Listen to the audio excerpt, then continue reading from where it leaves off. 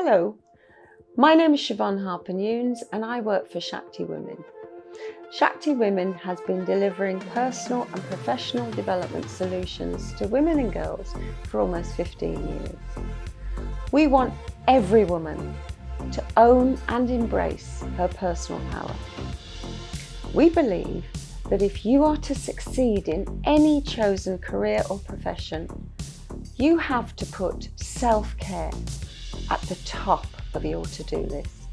Today we're talking about yoga and how this ancient practice can contribute to our personal power toolkit.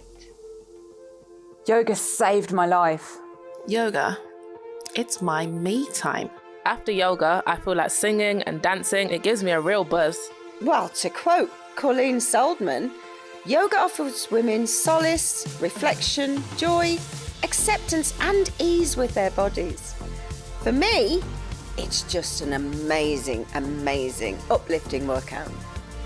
I'm Danielle and today we're going to talk a little bit about our feelings about yoga, and I'm joined by a wonderful yoga and dance teacher, Monica, and two of our beautiful Shakti women, Kola and Sharon. And let's just lay it all out on the table. How do we feel about yoga, ladies? I mean, I'm happy to start. So, as a wellbeing mentor and spiritual counsellor, I use the yoga and the dance as a way of getting people to really come into their body and their breath and their energy, really, so that they can get a sense of who we are or who they are, that it's much wider than the day-to-day life that we live in. So for me, I see yoga as a way of living rather than as like just a fitness class. Yeah.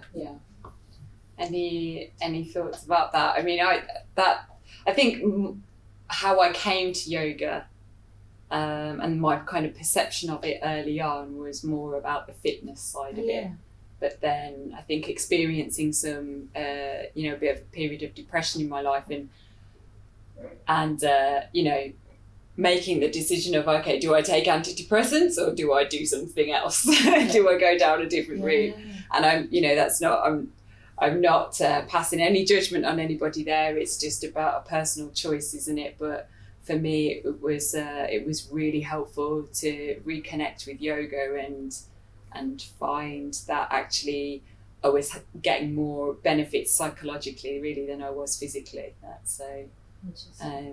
I wonder how you guys feel about it, Kola and Sharon. I think we got you here. We're just going to tell the truth here. We got you here because you don't practice yoga, and we wondered what some of your feelings are around it. You want to go first? So I think it comes down to my beliefs. So obviously growing up in a Christian household, yoga was something that we didn't really speak about. I didn't even know what it was. I used to see it on TV, just people crossing their legs and just saying, like doing that. I didn't really understand what it meant. But obviously as I grow up, I was getting more like understanding of how things work in the world. And I believe that it's something to do with like connecting with nature and just trying to feel a sense of yourself, which is something I don't really believe in.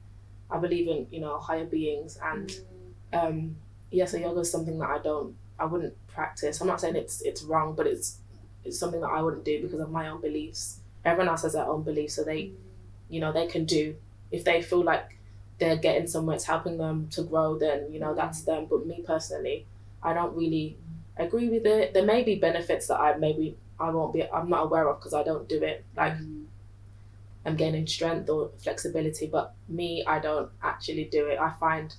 I use other ways to be more flexible or to feel a sense of ease and to relax and I meditate, but not in like a yoga kind of way. I meditate in other ways, maybe listening to music, or reading. So I do different things in ways that people that practice yoga do things for the same benefits. Would you ever consider like going to a yoga class, or have you ever done a yoga class online? Or I have ages ago. I did go to Well, it was more like for fitness related purposes rather than actually yoga. So I didn't actually know it was yoga, but then I seen people take out yoga mats and I was thinking, oh, what's going on? So I did a bit of stretching, but I didn't really, connect with the nature. I just did it for the stretching and, to work out or to relax. And but I didn't like find my inner peace or, these things that is connected with yoga. Yeah, so you have another way, I guess, of finding inner peace. So that's what I think is really interesting about yoga is there's all different forms. And, there are some Christian people who would practice yoga because it's not a religion. And it helps them to maybe sometimes integrate their own faith practice, and they do something that actually connects them with other people. But I think it is very much people's choice about whether it feels comfortable or not. It's not nothing is for everybody. And I think it's really interesting that you gave yourself a chance to experience it, but decided it wasn't for you.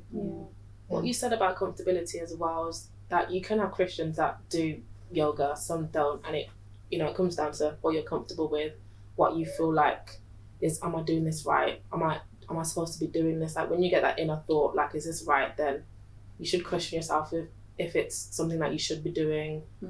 Because there's no point doing something that you don't really feel at ease or at peace. Yeah. So it defeats the purpose, right? We want people to be. Yeah, totally. How about you, Sharon? Have you? We practice the same faith as well. And I don't do yoga. I think we've done a bit at work though. The stretches and stuff. So I do the stretches with Danielle at work just to release the tension, and she's been showing me some stretches and stuff. But I wouldn't go to a yoga class every week. Yes. I just wouldn't do that. Stretching's good. We do need to stretch, but I don't find inner peace in yoga. Fair enough. I think there are some stereotypes around yoga, aren't there? And I think that whole perception of like having to get something right, that is a really strong stereotype about yoga, that it's about perfect poses, perfect bodies, and and that it's that I think can be a really off-putting aspect of the industry and how it comes across, that I think that's a sad fact about it actually. And it's a really interesting thing.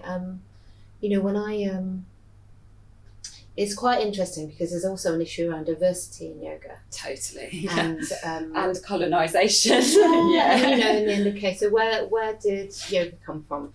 When I was studying to be a yoga teacher, I actually did my work around looking at the universal principles of yoga. So, you can find postures in Africa as well as in India, and a lot of the practices, like breath awareness practices, they're ours as human beings. It's not the monopoly of one culture or religion, or because it's so for me it's really important to see it as part of something much more universal, that we can use as we need.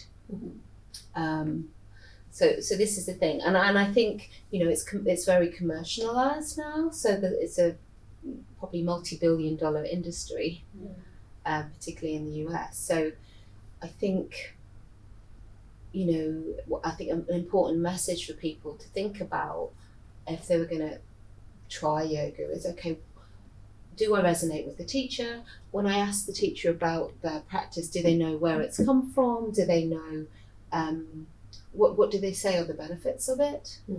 And get a sense of finding a teacher that fits you, that feels right, and that is somewhere that you feel comfortable. I mean, going back to the stereotypical, when I have looked online for yoga practitioners, they're all like that. And I mean, I'm a big woman. And when you see somebody like that, you're thinking, well, does it appeal to me? Would it? So I think there needs to be more practitioners who are a fuller-bodied woman. I think if people saw more of fuller women there, then I'm sure there'd be a bigger take-up on it. A few practitioners have started to come up, I think, recently, and we've actually got a link to this in the download to this video some practitioners that are black practitioners with fuller bodies and different body shapes. That has started to happen, I think, more and more. But you know, I do think the popularity of the classically thin white woman doing yoga is still quite pervasive, which is why I'm really, really happy to meet Monica and want to check out some of her classes.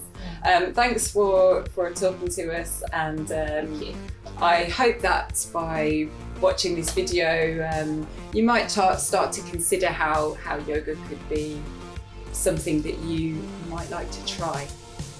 Thanks. Thank you.